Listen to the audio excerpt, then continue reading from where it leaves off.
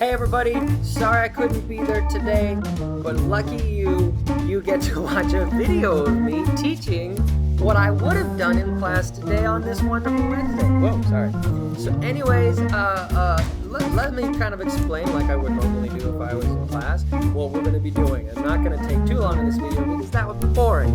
But what we're going to go through is first, I want to kind of walk through the homework you had from last night. So you had in your fancy new packet thing, and by the way, if you weren't here or you lost yours or something, I'm going to leave a stack on the teacher desk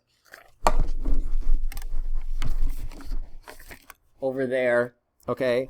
And hopefully the substitute is a nice person and they'll give you a fresh copy or something like that. Just raise your hand and say, "Excuse me, may I please have one of those?" And the sub will be like, "Well, of course." So anyways, on the homework, you had two things to do. You had to fill out this page, and then if you flip it, you needed to complete issue 2. So just to remember the context, we are talking about the Constitutional Convention, where we have these 55 American guys, the framers of the Constitution, and they've come together in Philadelphia to try to decide how to fix the Articles of Confederation. And when they get there, they realize, listen, guys, these Articles of Confederation, they're beyond repair. They're just too weak, so we need to start from scratch. And once they start from scratch, they are writing the U.S. Constitution, and they run into some disagreements. So we talked yesterday about issue 1, about how we should structure Congress. We had the Virginia plan and the New Jersey plan. And so here is where this piece of paper comes in. Basically, what I want you to do is to see on this chart, you've got all the different states and a list of their population. And so that's going to be pretty important. Not only does it relate to the whole New Jersey plan versus the Virginia plan, which we talked about yesterday, it's also going to relate to the issue that you then went ahead and read about, which was the issue of how we should count slaves. Because this is a time when slavery was still around, still legal, and as sad as that is, it was a fact of the country that we had to deal with. Whew. We'll get to that later. So basically, I'm not going to go through this because you can read a chart and then copy names of states in these boxes. But just in case, remember, New Jersey plan is where you're going to find small states. So you should probably have, like Delaware, maybe Georgia, maybe tiny states like Rhode Island, and obviously New Jersey. I guess I skipped over that. So anything maybe below 200,000 or so would probably fit in there for total population. Meanwhile, the Virginia plan, you've got your bigger states. So that would be your Connecticut, your Maryland, your Massachusetts, and obviously I'm skipping some, but then Virginia goes there. Okay, piece of cake. So now we move on to this next 2 columns. What's going on here is that some states were like, hey, I've got a bunch of white people, but you know what's even better? I got a bunch of African Americans here as slaves. Well, what should we do with them? Should we count them towards representation? And obviously states with a large slave population were like, yes, we should. Yeah, we ought to count those slaves because that will give us more power in Congress. But the thing is that states that didn't have slaves were like, no, because it's like giving you extra power based on something that we don't get because we don't have slaves here, or not as many. So those would be the states that would favor counting slaves would obviously be your states that have a large slave population, like, Georgia, Maryland, North Carolina, South Carolina, Virginia, and then the states that are in the last column would be the other ones, especially, for instance, Massachusetts, which has 0 slaves. Way to go, Massachusetts. 0 slaves. We like Massachusetts for that. So you fill that out, you can explain it with number 2, and that is this piece of paper. Now, I'm sorry this has taken 4 minutes already. This is kind of a boring video because it's not difficult. I probably should have just gone through in a minute.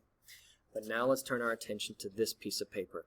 And the reason why I talk so much about the slave population thing is because that issue comes up in a big way when we talk about how we should figure out how we should be counting these slaves. And that's what this issue is all about. So here's the thing. Let's zoom over here.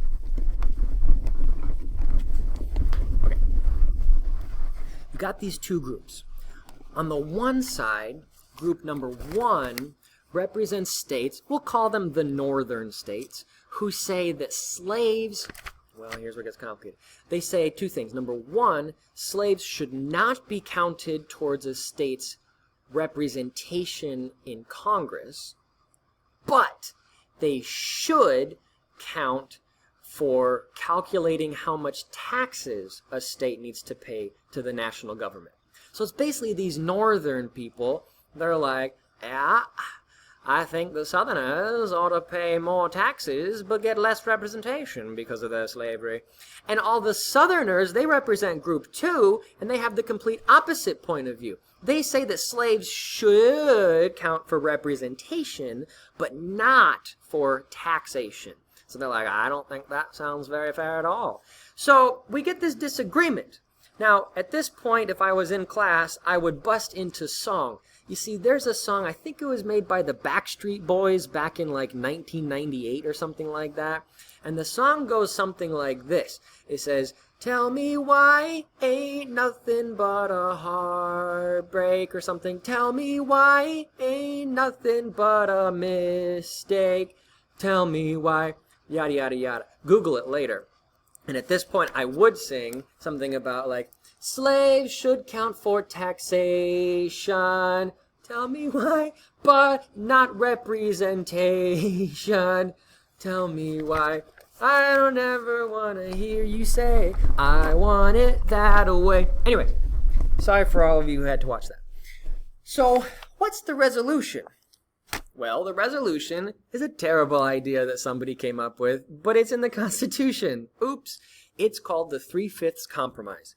And the 3/5 Compromise basically said that a state would count all the white people, and freed African Americans, I suppose, as one whole person, and any slaves would count as 3/5 of a human being. 3/5. And so when you get that number, they figured that would be a number, and everybody agreed at the convention. They agreed that for some reason 3/5 was a fair amount. You would count a slave as 3/5 of a person, and that would count for both the representation in Congress and the taxation purposes for getting the money for the national government. So that was the resolution, the 3/5 Compromise. Now, the next question about your opinion, I wonder what you thought about that. I obviously probably have, I have some very strong views that I'm not going to get into in the sake, in this video for the sake of just keeping it short. But you can probably imagine how I feel about this whole 3/5 compromise. It makes me mad, I guess you could say. I also have to remember, though, that this is going on at a time where there's slavery, which, I don't know, if you're going to stop the compromise, you had to stop slavery first, and that was difficult. We had a war.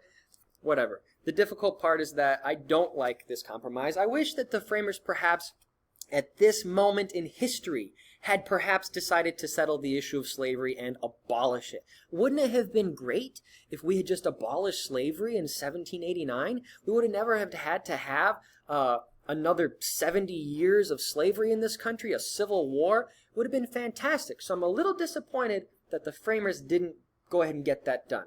I feel like this was a very, very sad way to handle this issue at the time. So, that's issue number 2. So here's what you're doing next. Today in class, you should have, obviously as I've already given you, you should still have your issue 3, which is the last page of the packet. Issue 3 is about the question of whether or not we are going to accept this new Constitution. We've worked through a bunch of disagreements, so now it's time to decide if the people of the United States will agree with what the framers have suggested we go for in this new Constitution. Obviously, that's a difficult debate as well. So as it gets sent out to the states, we see 2 groups emerge, and we're going to call them the Federalists and the Anti-Federalists. And I'm going to leave it up to you to turn it over to yourself now, and you're going to read about these 2 groups, fill in the chart for issue number 3. And here's the thing. When you're done with this in class, you need to come back to Canvas, because on Canvas there is going to be a quiz. It's quiz 202. 202.